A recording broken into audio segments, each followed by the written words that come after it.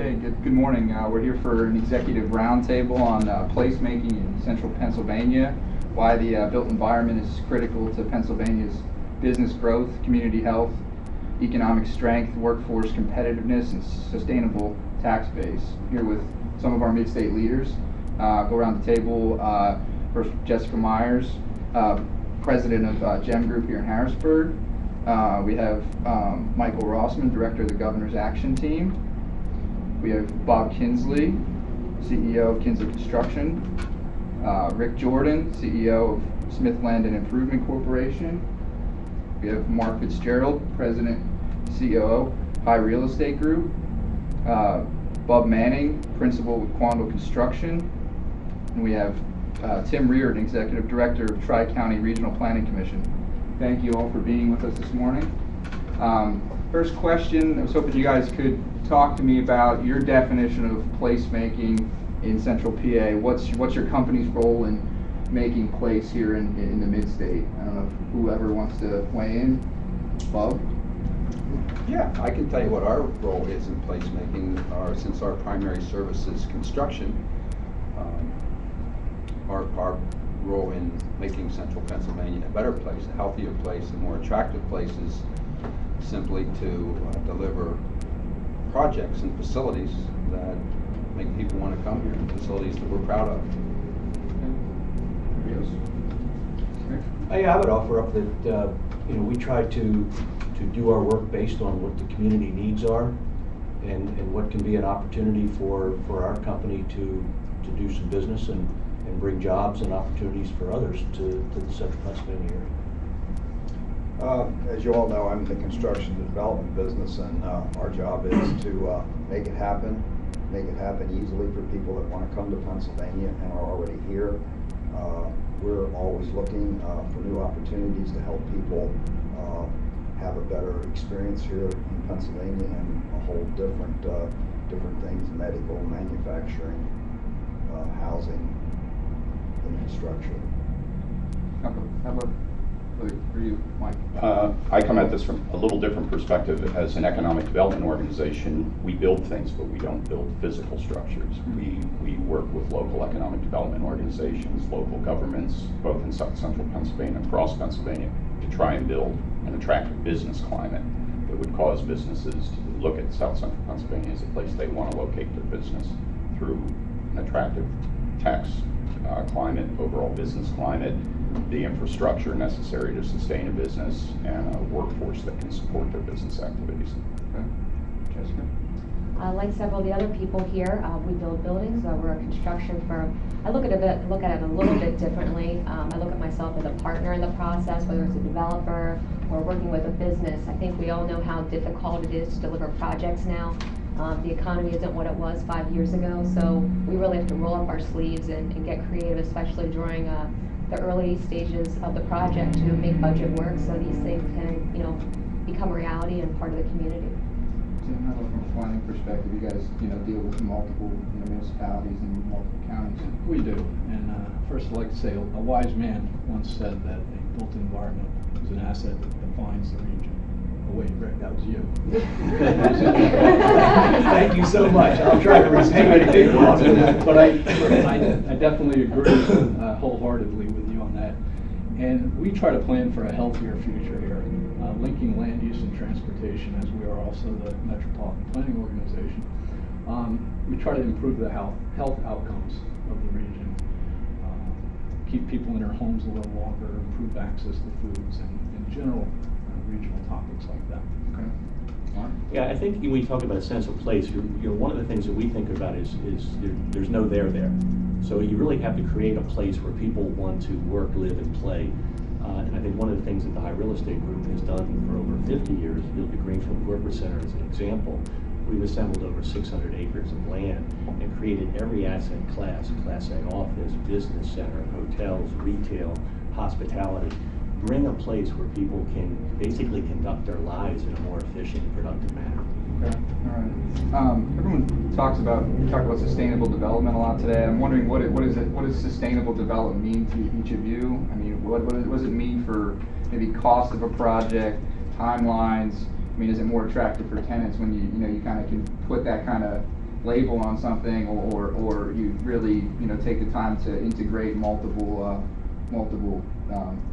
assets into one project. Rick, you want to start with that one? Well, I think there's a fine line that users will either cross or not cross. I think ideologically, they want to have all of the things that would make it sustainable and be the right thing, but that comes with a cost. And then they have to work the cost factor into it as to whether their business model can work and also be at the sustainable level that they want. Mm-hmm. So there's a lot of variables going into that mix that make it, you know, what it is for them. Okay. Well, sustainability is pretty much a must today in construction. You'll find that you know, everything you get in the mail or packaging, it'll say recycled, and recycling in construction is a big thing today. But also, you know, sustainability is buildings that actually do not take from the environment but give back to the environment. Low energy cost, pleasant, you know, lighting, all those kind of things. And it's really everything that we think about under the LEED approvals. In our company, we probably have 20 or 30 people that have their LEED certificates. We have built the first platinum private building in Maryland, in Pennsylvania. The Gettysburg Museum was the first gold museum in the country. But all our buildings go for you know, silver, gold. But the majority of our projects now are all very sustainable projects. You know, we have a big thing with stormwater retention, those kind of things, and it makes for a better environment. Okay. What do you hear from? We've really seen a sea change in the approach to sustainability in new construction, working with hundreds of new business development projects a year. Over the last 10 years, there's been a really strong move towards clients who want sustainability in their facilities. And at first, you'd run up against the headwinds of, yeah, but what's it going to cost, as Rick was saying, and that was the only consideration, and the decisions were made on the basis of that. What we've seen more recently is, one, just sort of from a corporate culture standpoint, and the culture that a company wants to demonstrate about themselves is driving a lot of those decisions, sometimes in spite of cost. And an interesting anecdote on that is we're working with a large national retailer right now who's constructing a distribution center and considering a solar array facility on the roof of the building. It would be one of the largest in North America. And not only are they looking at it from an energy cost standpoint, but they're saying our customers will love us for it, and our workforce will love us for it. And it'll make it easier for us to attract workers to the facility. And again, it sells our corporate culture to our customers much better too. So just sort of an interesting, different take on sustainability. But is it bringing, I mean, everybody's looking to do these things. Has that brought the cost down at all in terms of, you know, other projects you're looking at today for down the road? I mean, if everybody wants to have buildings like that, and tenants are looking for that specifically, doesn't that kind of help bring some of the costs down? Well, it brings your, it doesn't bring your construction costs down, but it brings your energy costs down, and you look at your payback. And as new materials are being available to us, we're getting a much larger payback on things. And I think that even people that are running, your maintenance people, your facilities people, are really starting to buy into this and watching what they are. Again, I can say at Gettysburg, we cut our energy costs more than in half just because we continually tweak things. And we've seen instances where even cost is impacted in areas you wouldn't think. For instance, a building with a very large footprint goes with a green roof concept, and it ends up solving a stormwater retention issue on the site and saves costs on those site development costs. It's the same as having pervious paving now. We put a lot of pervious paving down. You know, we're not building parking lots as big and all those kind of things, and we have more rain gardens. But you know, it actually makes a nicer project when you really think about it. Yeah. Just how about for small, like you guys do a lot of small, mid-sized projects Right. in the area? As far as sustainability, we're doing a couple things that are interesting. Adaptive reuse. I mean, there's no better way to to have a sustainability example is to take an old building that's not being used and bring it back to life. We did that for the Joshua Group Learning Center, old 1920s building, abandoned, a mess. They got it donated, we renovated it, and it's a great facility. Not only do we use an old building, but it's improved that community. Another great example is the Susquehanna Art Museum, the space they're taking, again, adaptive reuse, old bank wasn't being used, and making that building come back to life and very functional. So we're seeing a lot of things happen in an adaptive reuse space. Okay. Up on the side of the table. Yeah, if I just add, I think Bob's right, but I also think is over the years that we've seen really the cost of entry, the cost of play is your buildings need to be more sustainable. You need to move in the direction of LEED certification. And I think as more and more developers are moving in that direction, the cost to implement those new technologies are coming down. And clearly, I think the payback, the energy efficiencies, the savings that you're getting are there. So there's an economic reason to do that as well. But one of the things I think we've got to think about as developers when we're thinking about sustainability, it's not just the LEED certification, sustainability of the construction, but it's also the economic viability. Because we've got to make sure that we balance the upfront cost and the requirements that the municipalities are putting on developers to construct the project, that it doesn't swing the pendulum too far in the other direction where that development isn't economically viable in the long term. So I think there needs to be a balance and really a collaborative process between the developer, the user, and the municipality to make sure that we're thinking about long-term economic sustainability. Yeah, and I'll just say that too, is that it's really, one of your questions was, well, what's in our plan? Where are we going? Yeah. And we're having the same success that you are. We did a charter school in York, and it's in an old office building for a foundry the building was built in 1856. We just did a school that we own in Baltimore. It was a middle school. It was abandoned. We bought it from the city of Baltimore and put 150 apartments in it.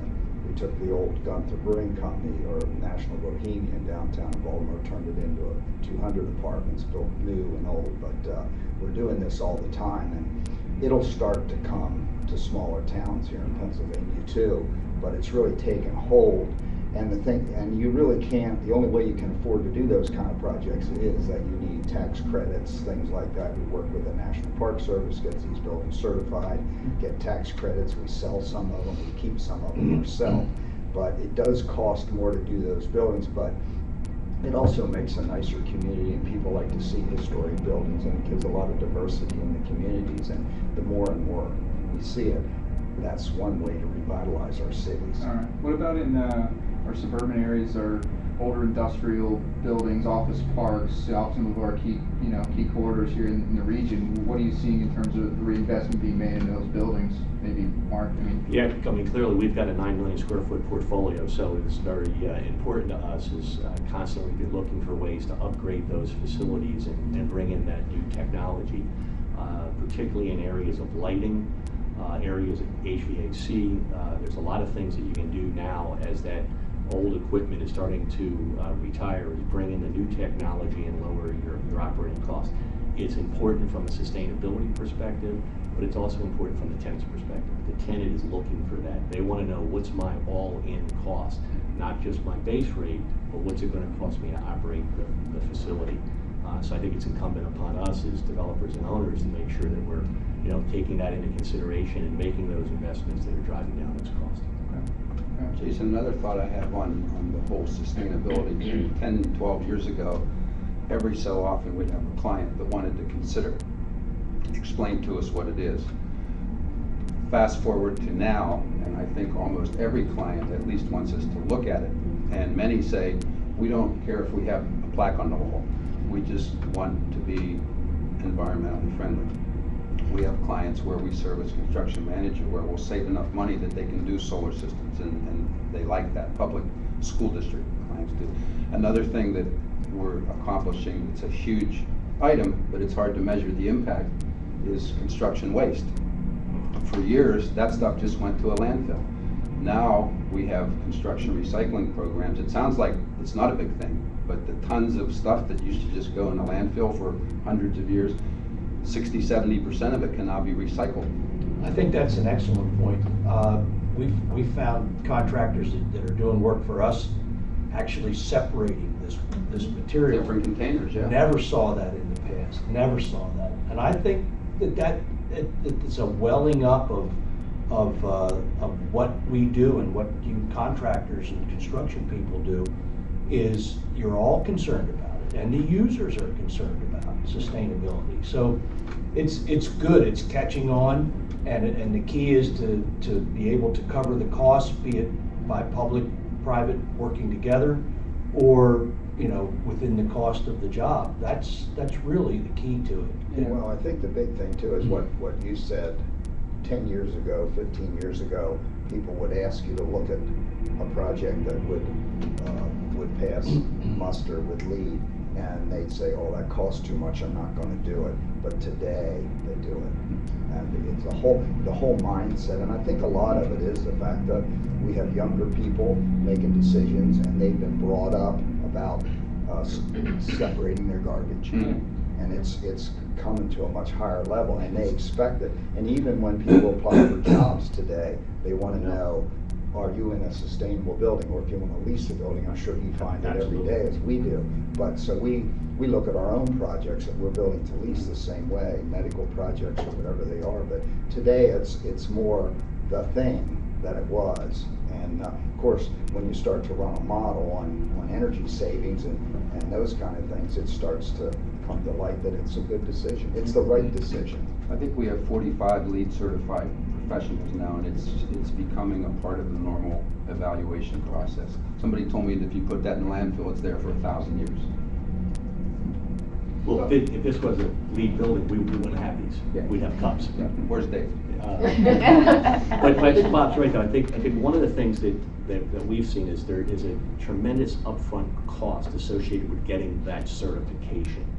And I don't know if the certification per se is the important issue, or if the important issue is factoring in those sustainability features into the building. And we're clearly seeing more and more people saying, I want to put my money where it actually impacts, as opposed to the $75,000 or $100,000 it costs to go through to get that certification.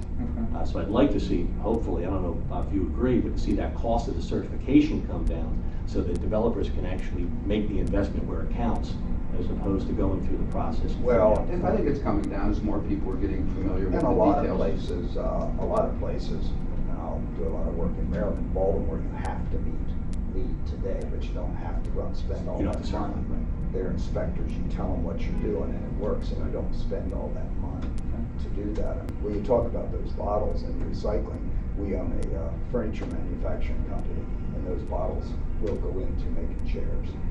There you go. What about public-private partnerships and just, the collaboration that there seems to be more of it going on today? At least, people talk about wanting to partner more and do more. I mean, where does that begin, or how does it begin? I don't know if you can weigh in from your Governor's Action Team perspective, and you work with a lot of folks on an everyday basis, both sides of the aisle there. Can you talk about where those partnerships begin? Well, I think there's definitely a role for public-private partnerships in business development and in economic development, and if for no other reason, it's a function of resources. It's no secret that governments, particularly state governments, are facing fiscal challenges. Transportation infrastructure has suffered from deferred maintenance. I'm not speaking Pennsylvania specific, I'm speaking nationally. The U.S. Congress is struggling right now to try and figure out a way to drum up transportation money again.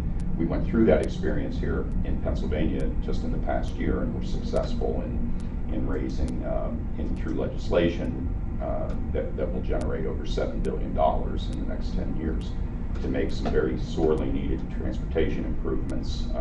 I forget what percentage of bridges across the state were deemed to be in structurally deficient condition, but it's a pretty daunting thought that you could have a very severe accident as a result.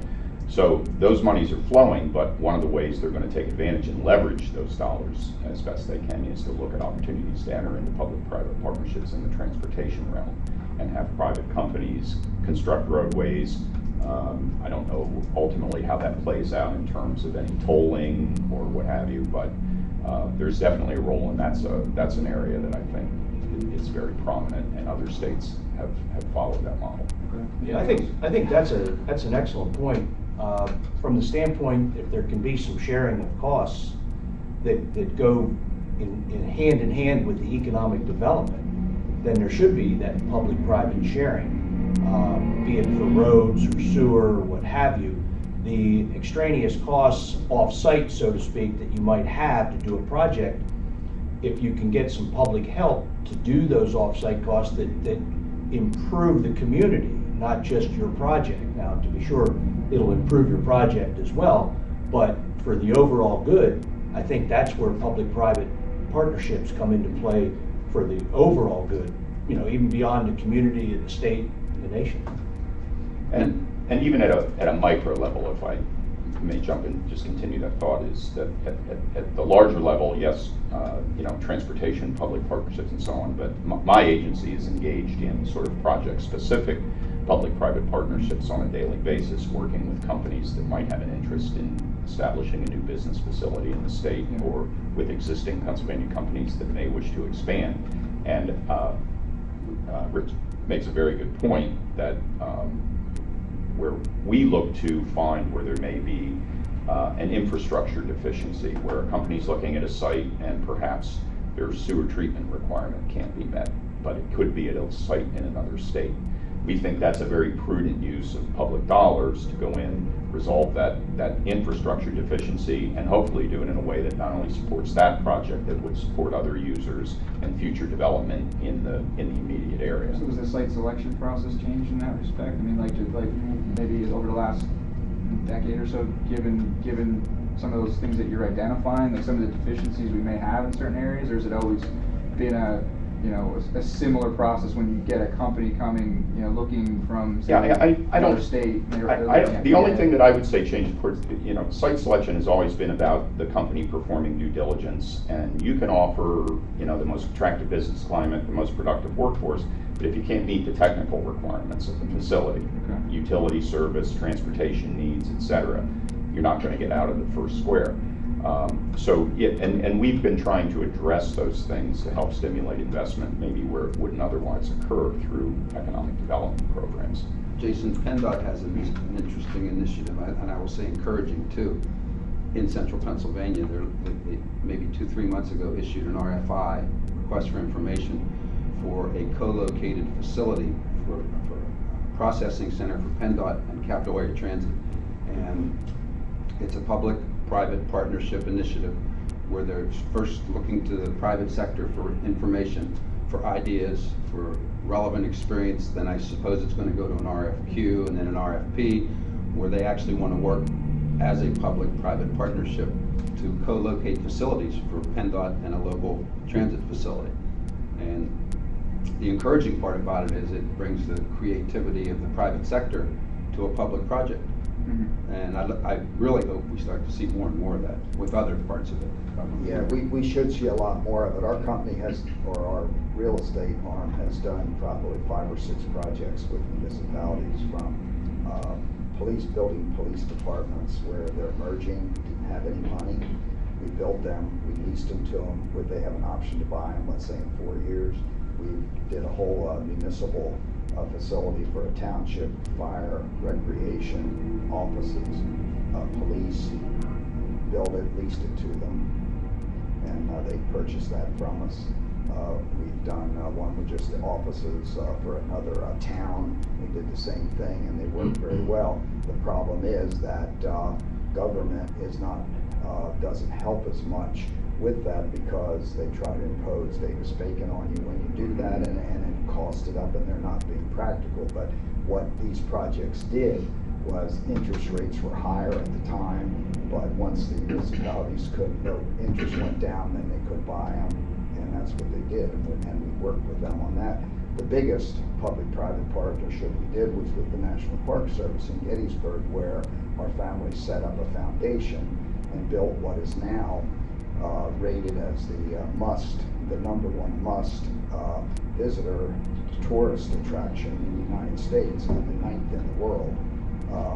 But that was a very good experience. But there was also a lot of resistance with the Park Service and with the people in government. I don't think they really wanted to see that someone could do it a lot better than they could. But the people that are in Gettysburg will tell me, Bob, the people in Washington don't know how good they have it here. Mm-hmm.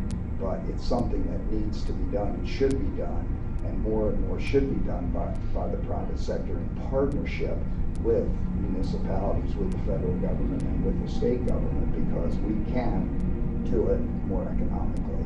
We don't have quite as many rules. And as I said at the outset, I think fiscal reasons are going to drive both more of that and a more cooperative, public-minded spirit in partnering with the private sector. Is it getting easier to work with like local governments today? I mean, you all have properties all over. Is it easier or harder? Negative. I mean, There are some places that are easier to do business with than others. But I'd like to put a PennDOT comment on the table and see if anybody else wants to further it or disagree with me. But we have found PennDOT to have become more and more agreeable and easier to work with over the last 5 years. If other government agencies could use that as a model to improve the speed at which they come through with approvals and the cooperativeness that they have, PennDOT has really improved upon itself. From a developer standpoint, it is very gratifying to have to do that. with highway occupancy or any of that kind of stuff? It has to do with the whole process. Okay. They have streamlined the process. They've made it more economical for us to go through the process. The timeline has shrunk, and it is I hesitate saying it's a pleasure going to PennDOT, but they have improved themselves. But more I think- pleasurable. yeah. It's more pleasurable. And I think the timing's the big thing. Sure it is. That process has really been compressed, and I think we need to continue to do that. But if we really think about what this roundtable's about, creating that sense of place, I think in order to create a sense of place and undertake a large development project, you're really going to need to seek more public-private partnerships. These projects take too much time, they take too much cash up front in order to go through the approval process, and I think the only way for them to really work and create that sense of place and be a catalyst for the community is for the public sector and the private sector to work together collaboratively to see if you can figure out a win-win solution. I'll take our hotel and convention center project in Lancaster. Talking about time, it took us 11 years, 5 months, and 4 days to get that project open, from inception to opening. And it was a tremendous, I would call it a public-private partnership, in that we had the state tremendously involved with that project, the Lancaster County very involved in that project, and the city, and along with High Real Estate Group, Fitzgerald Partners as the private developer, all working collectively together to take that infill location, an old vacant department store, and turn it into really the heart and soul of downtown Lancaster. And it's been a tremendous catalyst for economic development in the city of Lancaster. We've seen 90 net new businesses open since we've opened that facility. Over 750,000 visitors, new visitors to Lancaster, have come to Lancaster. While we might not be Gettysburg, we get 11 million visitors come to Lancaster every year. So this gave them a reason not just to visit the Amish out in the countryside, but actually to come down and experience the city. I think we've got a wonderful city, and exactly, right next door to the market. And as a result of doing this, it became a catalyst. And now we're bringing more people in there. A lot of small things too. I mean, the argument is, you'd rather have a lot of, small investors do 100 projects versus that one big project. I mean, you see a lot of, revitalization work down in downtown Lancaster. Absolutely. How much of that drives some of that visitation as well? I mean, Absolutely. it's not just the countryside. Jason, there's a bigger issue with this whole topic, though. And if you go in Maryland, you have 24 county governments to deal with, period. If you go in Virginia, I think you have 97, period. In central Pennsylvania alone, we have over 100 municipalities that we have to deal with. We have projects that sometimes span 2 or 3 municipalities, all with their own approval process. Yeah. Well, in your I think you county, need to we have aim higher. 72 different zoning departments. That's crazy. That's 72. crazy. You should have one. Yeah, and the rules are different. in every one. And that's something that, you know, this, we need to do. Plus, you can't afford it. I mean, the municipalities can't afford it. I mean, a zoning officer in a little town with 300 people has a zoning officer today. It's ridiculous. And its own police force, probably. Yeah, well, the police departments are probably the leaders, and maybe in merging it. You know, in York County, we have a lot of mergers, and I think it's worked out very well. And you can train your people. You can train. You can have higher technology if you have a bigger department. But I think it needs to be done. It needs to be done in local highway departments And small zoning, and perhaps it's the inconsistencies coming from municipalities. That is the adjacent the one that difficulty, slows you down. without a doubt. If you have a zoning of R4 here and R2 here, you don't know what fits into those zones from township to township. It's very difficult to do development work. Yeah, I mean, I'll just make one statement about Lancaster. That's a model that needs to be looked at by every city in Pennsylvania that's having a problem. I mean, I'm from York, and I keep saying, God, those guys in Lancaster really know what they're doing. And you're getting those. I think Harrisburg says the same thing. Harrisburg says the same thing about York. Well, and they Lancaster. need to do it. I mean, York is coming around, but we're a little slow. Yeah. But you know, the Lancaster model needs to be done in all these other cities, and it's unbelievable what you've done over there. But it shouldn't have taken 11 years. Shouldn't take 11 years and Yeah. 5 months and 4 days. That's but right. but it is a collaborative process, and it really gets down to trust. Yeah, well, And that trust is the whole thing. I mean, our Gettysburg project, we started in '97, never opened until 2008. That should never happen. Tim, how about for the Harrisburg area? You know, you have a lot of zoning things cropping up all the time, and you're working with these local governments to address situations. In our like 3 that. counties, we do have 103 municipalities, as Bob mentioned, and they each do their own thing. At the county levels, we try to coordinate that and work with the boundary issues that Rick mentioned to make sure that we don't have an industrial up against the residential. But when push comes to shove, it comes down to the municipality and what they want, and the local process drives that. What I'd like to see is more multi-municipal ordinances be developed, and it generally starts with a multi-municipal comprehensive plan, and from there work with municipalities to develop an ordinance structure that we can put 5 or 6 municipalities together, and you won't have as many of those issues. But the issue of local jurisdiction, we can deal with through education as to why. You do have the issue of turnover of municipal officials. You have who likes what and why it is the way it is. I think we really need to look at the entire structure of our planning ordinances and address things like we did in Halifax Borough with the form-based code, as opposed to Euclidean zoning, which has separated our uses, and I think has driven us into an auto-centric society that we are. We're making all these movements to build communities, and that's going to involve mixed use, and it's going to involve higher density.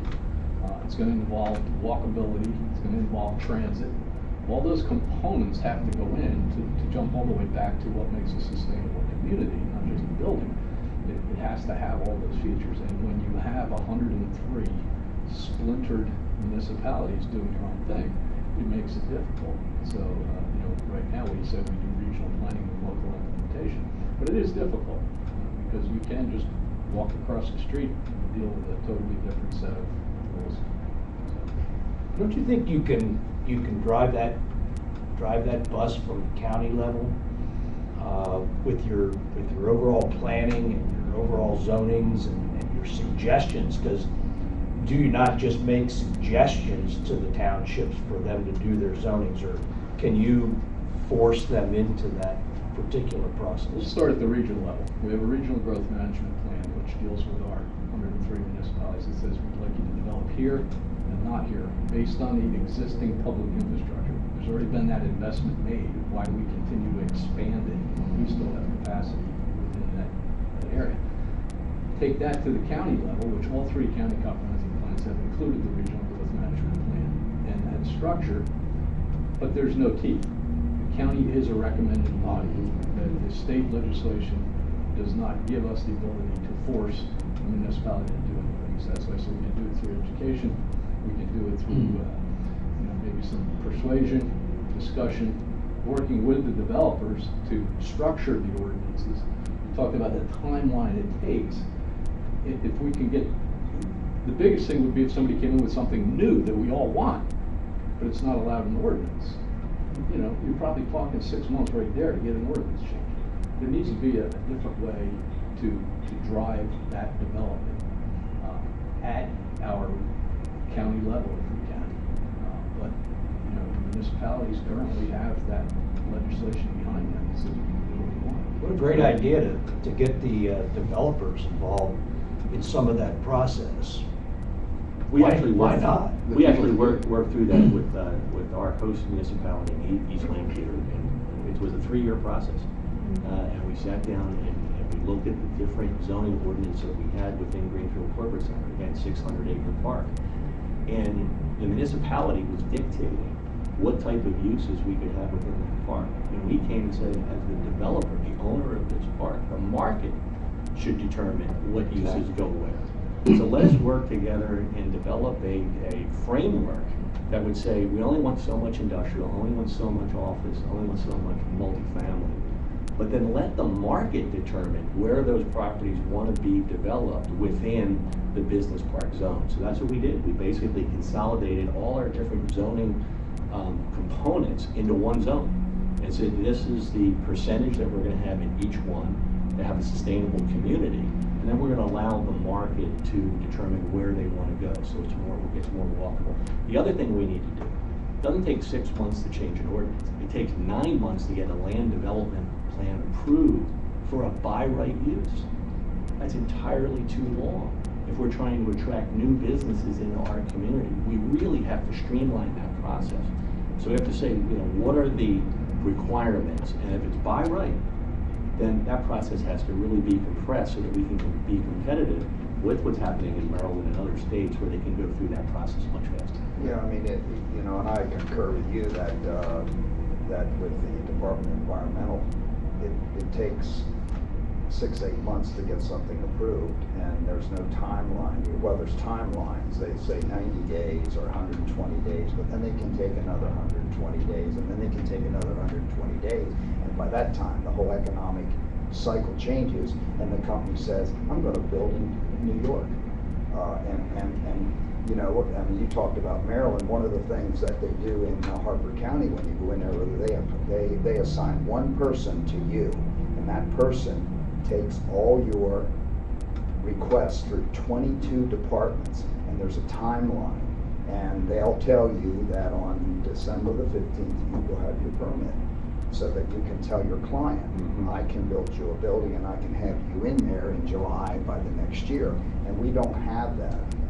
Our agencies are not held accountable. Well, let me offer a very quick, I don't know that I'll say correction, but perhaps adjustment to that statement. And I've worked with many of you individually as developers, or at least your organizations, and that's precisely the role that the Governor's Action Team has been established to play, is to provide that sort of concierge service to a business development project.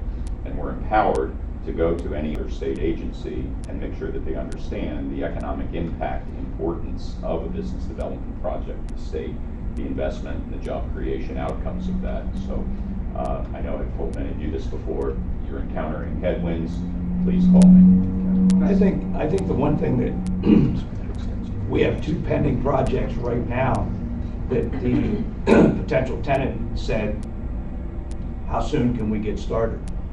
Are you at the point, and we have both of these projects, we are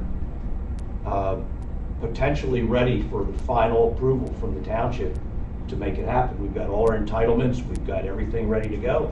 And we said we can be in the dirt in 45 days, which is, in today's world, that means a lot, especially at the beginning of an economic cycle, where you think that you're gonna get ahead of it and get started. It's a good thing, instead of having to wait another year before you can get in the dirt. It means a lot to an end user. Well, that guy that leads you through the process in Hartford County, if that takes 2 months, how long would that same cycle take in central Pennsylvania? 3 or 4 times. I want to switch gears a little bit. I was hoping you guys could, each of you could talk about maybe an example of a project maybe you're most proud of doing, or the type of project you really enjoy doing right now, and given market conditions what they are. I don't know. Want to start with that one? Yeah, absolutely. I wouldn't say necessarily a specific project type. I think that we can be most beneficial to a project or to an owner when we're there from the beginning. Like I said earlier, to be a true partner. We do a lot of design build projects, and I think when you can be there at the table, understand the goal, where you want to go, and really help the client get across the finish line, with a high quality building. Those are the kind of projects we're looking for, where we can, be involved and make an impact. We do so many different kinds of projects. We office, healthcare, higher education. They're all very great, strong markets in central Pennsylvania, but we really try to focus a more specific kind of client, and delivery model more so than a market sector. Okay. All right. Bob? Well, I agree with you. I think the biggest thing we like challenging projects, but we like the project where we really help the client, and he's your better friend when you're finished with the project. I think the projects that one that we're just finishing now is the Volvo plant, which you guys, and just to see that how well a project like that goes, and also the great thing is that they are going to provide jobs, high-paying jobs for industrial workers, and that's one thing we need. But they have moved operations from Canada and moving everything to Pennsylvania. But that I'd have to say that that's a project that we're most proud of, where it was design build, we worked with them, it was process, but those are the kind of projects that we like. Also, the adaptive reuse projects that we do are very challenging when you see an old derelict building come alive. Some of the apartment projects, we have one in Baltimore where we have a lot of retail, a Harris Teeter grocery store, 2 banks, restaurants, all kind of things like that, and then have 4 or 5 stories of apartments on top of it, and it's its own community. And when you talk about what High's done with their Greenfield Park, which is probably 30 years old or more, 50 years Is it old, really? 50? which, Wow. I wouldn't have known I that. think they have to be very happy with that project. I mean, I used to drive through there all the time, and I see manufacturing plants next to residential on the weekends, and after 5 o'clock, all the factory workers are gone, but there's still all that green, and you see people walking their dogs around and stuff like that. In fact, one day I was over there and the Amish kids were playing in the yards. But it's just, that's what we need to do, and we have to have more flexible zoning and doing those kind of things. And what you've done there and what we try to do in our parks is, if you figure how much less traffic you have during the day leaving that park because everything's there. And today, that's what people want to live closer to their work. They don't want to drive. They don't want traffic jams and things like that. And that's what some of the things we have to do. And those are the kind of projects that we're most proud of. Our family, most proud of what we did in Gettysburg. Yeah, we see a couple T&D type plans come up. You see a couple other mixed-use concepts that are either heavy on the office and incorporate a little bit of residential, or maybe there are a lot of residential because the early version of that plan just doesn't work anymore in today's environment. Another project that we're extremely proud of is what is being done in Hershey for Hershey Foods, where they took all their old factory buildings, and we're doing that job on a design build. And I don't know how many jobs it's going to be. You take a factory building that's 100 years old, and it's becoming their world headquarters. And that's just probably one of the coolest things, to take an old limestone factory building and tear half of it down and make it into a very, very modern office complex. Yeah, Rick? We're probably not as exciting as all of Bob's projects, but I still get satisfaction out of making something old into something new. Sometimes you have to demolish, which we did on the Carlisle Pike when we built the Toys R Us Center. We demolished a couple buildings that were car dealerships and built a brand new center that now serves that area. So it's taking a site that's in the middle of a community and improving it, instead of being a dark site where nobody is attending it. Now you have a vibrant site where many people can go for toys or to have dinner or what have you. The other site that we're in the process of changing right now is the old Blue Cross building in Lemoyne. It's a 66, actually it was a 90,000 square foot building that we tore the front and the back off of and put it back to its original 66,000 square feet. And we're moving Carnes Foods from the West Shore Plaza, 28,000 square feet, into the 66,000, which they are ecstatic about because it's more the size of the grocery stores that need to be in existence today. Back in the day, 28,000 square feet was fine. So now we take an old building that was going to sit dark because Blue Cross had done some reorganizing and was in need of moving out of that facility, and we've made it into another very viable, usable part of the borough of Lemoyne, and we've grown the West Shore Plaza. Now our job is to backfill into the 28,000 square feet, so we'll redo that next. So we've gotten into the rebuilding of facilities, and in all the sustainability conversation, you improve upon all of the operations of those facilities when you rework them. Rick, I thought the most fun project that we ever did was when you worked with me. How could I forget that? What about recruitment? I mean, as far as college students around here who maybe want to go into your industry after they get out, what do you say to them to get them to stay here? What's that pitch like to say, hey, we need to keep this town here. You can add a lot to our organization, and which obviously benefits the community as a whole. I mean, do you get a lot of requests from a lot of the colleges and universities around here? People looking for jobs within your organizations.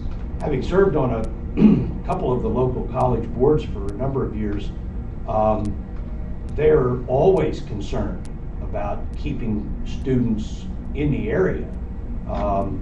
And I think the best way to do that is to have development create jobs.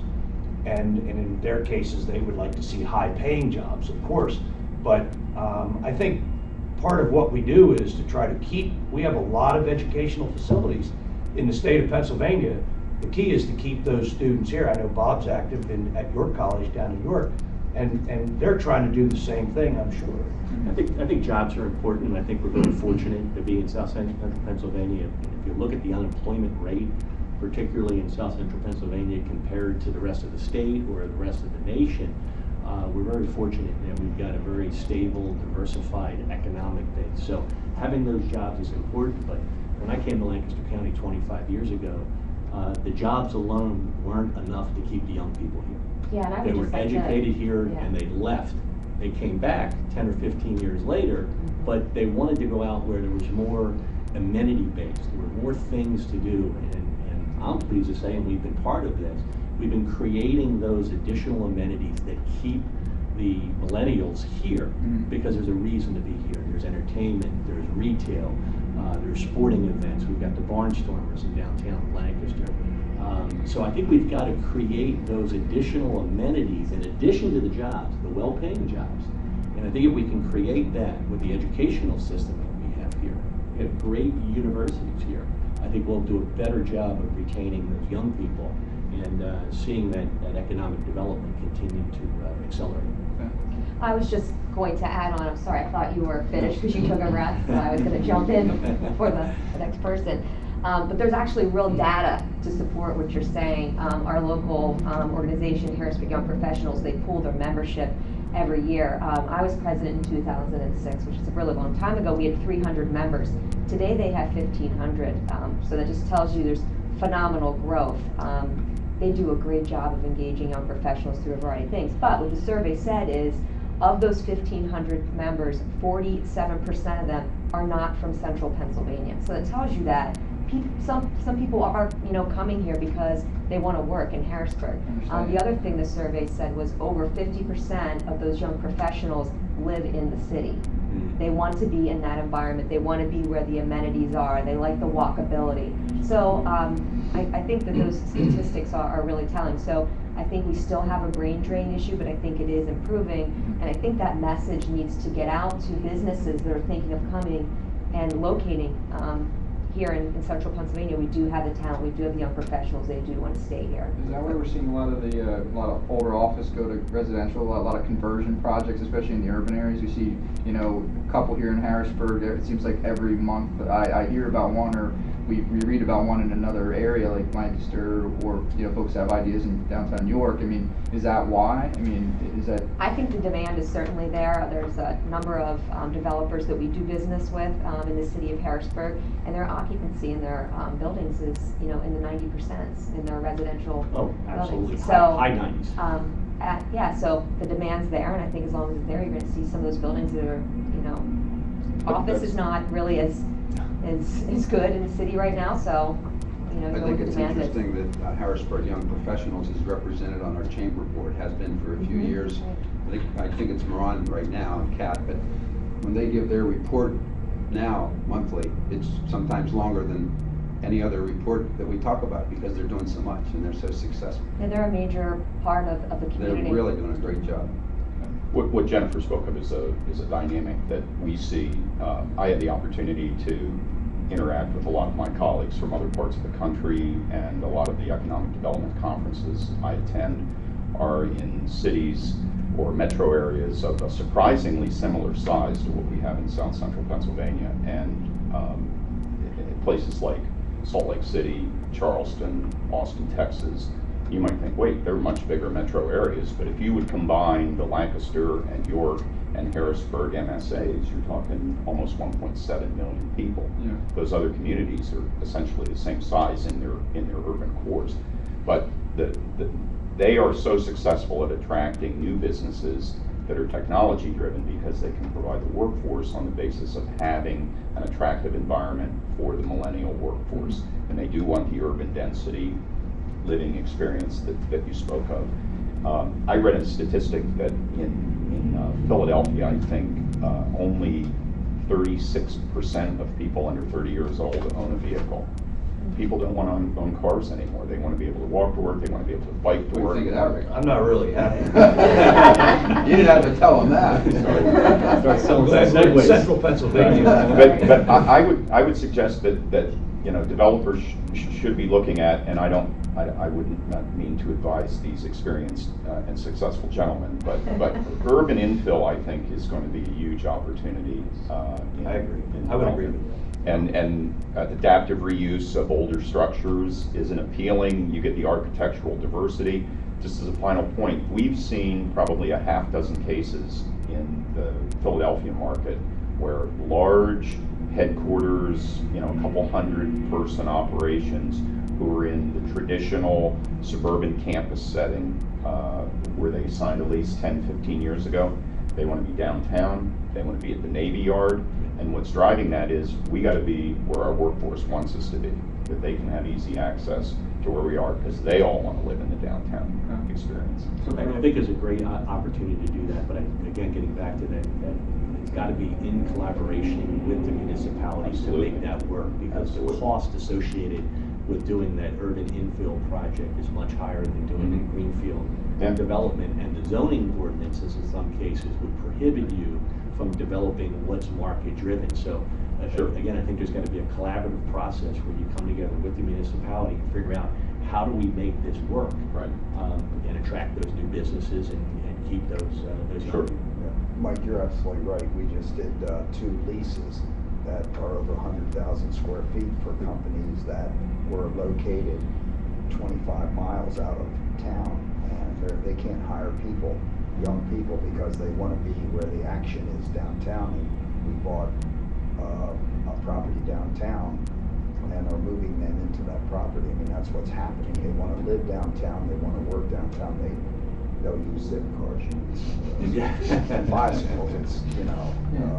But what's so for, I guess, emerging industries, the techs and life sciences and all these things that we keep trying to attract here, or some of these other businesses that you guys are all talking about, what's the biggest selling point?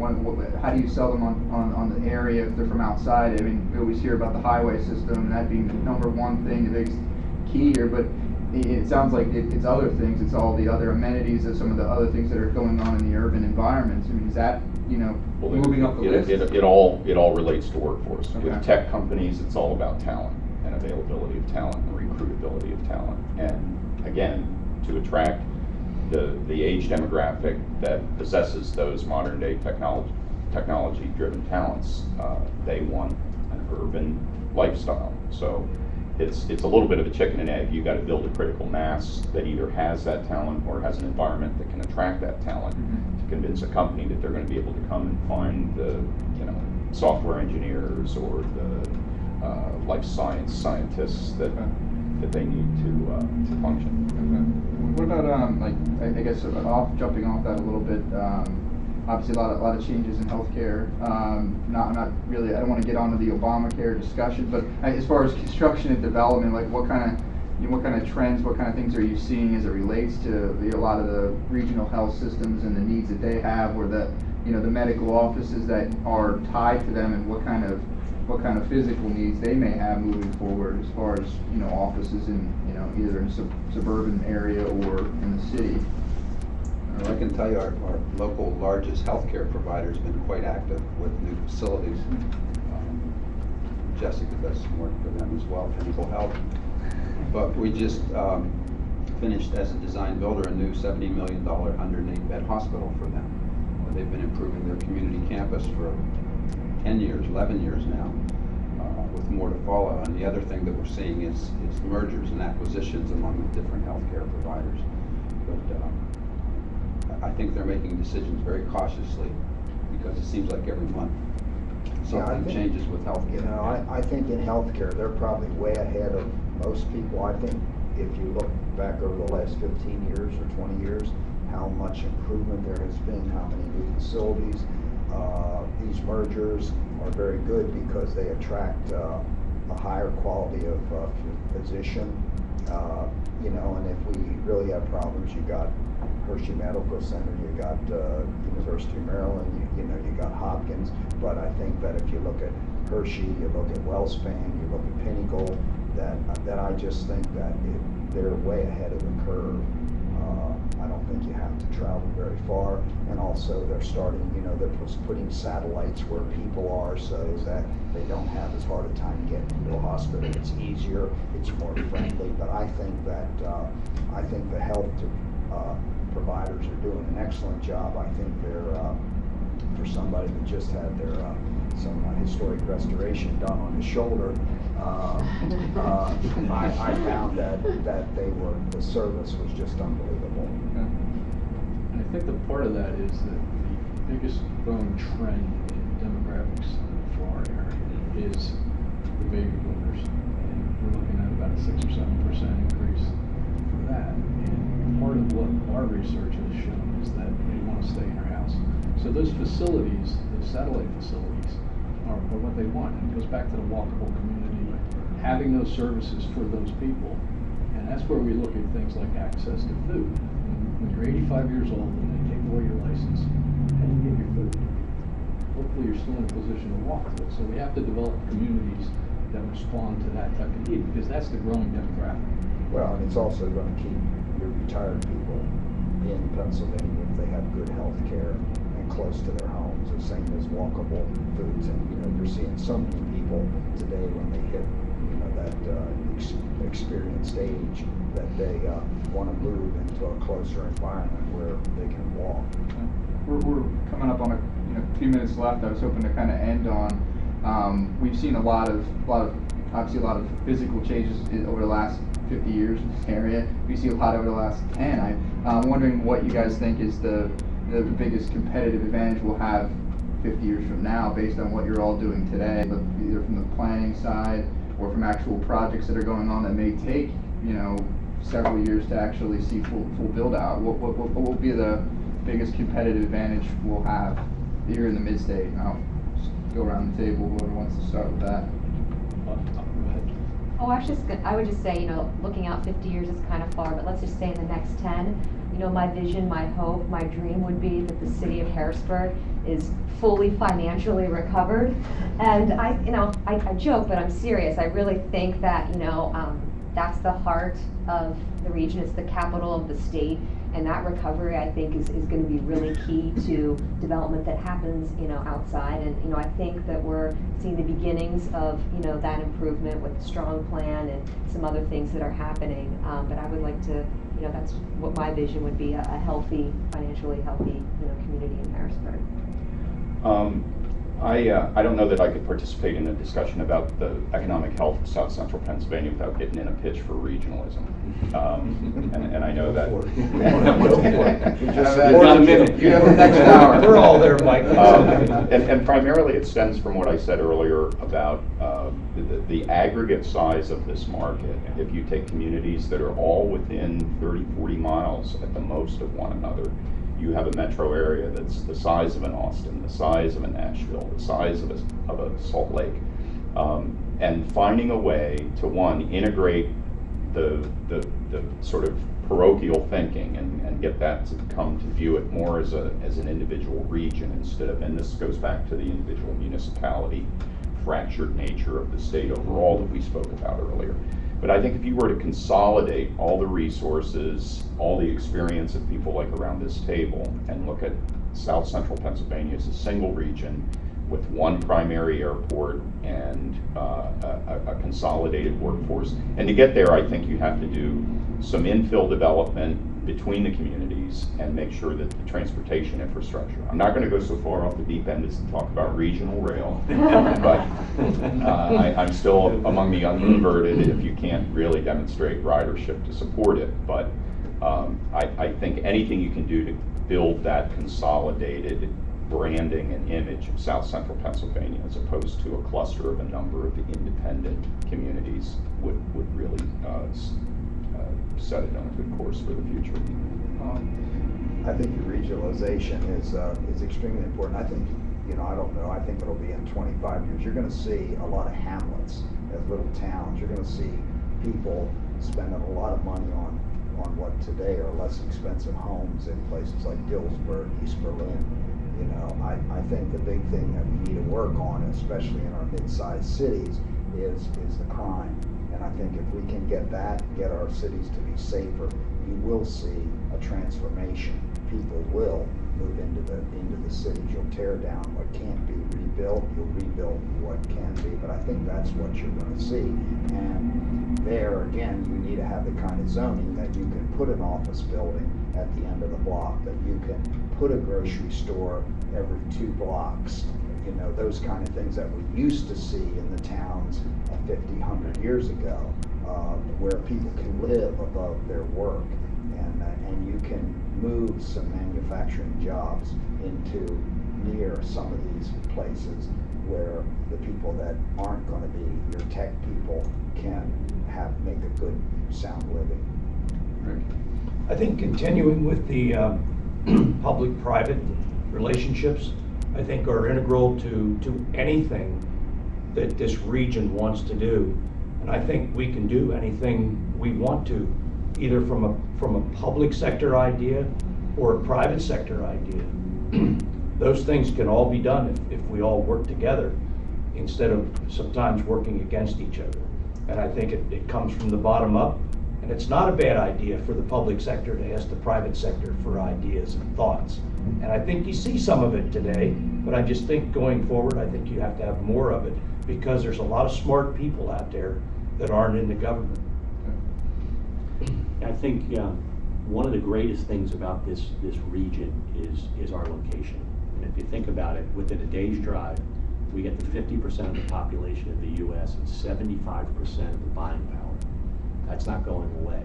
So I agree with Mike. I think to the extent that we can become more efficient in how we leverage the public and the private sector, and I think to Rick's point, I think if we can continue down this path of public-private partnerships and having the private sector and the public sector work collaboratively together to solve problems, I think that can really improve the economic condition of South Central Pennsylvania.